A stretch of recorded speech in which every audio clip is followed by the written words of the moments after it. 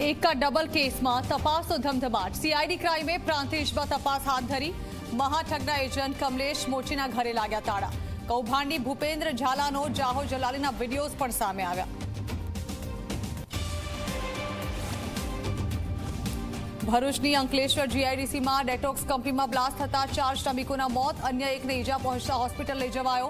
મૃતક શ્રમિકના પરિવારજનો કંપનીના ગેટ બહાર ધરણા પર બેઠા।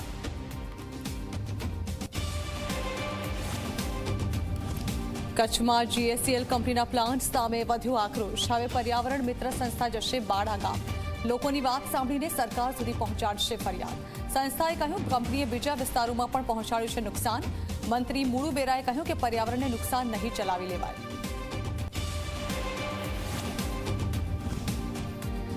નવી જંત્રીના મુદ્દે બિલ્ડર લોબીમાં ઉતરી લડતમાં। કહ્યું આ જંત્રીનો કોઈ પણ કાળે સ્વીકાર નહીં।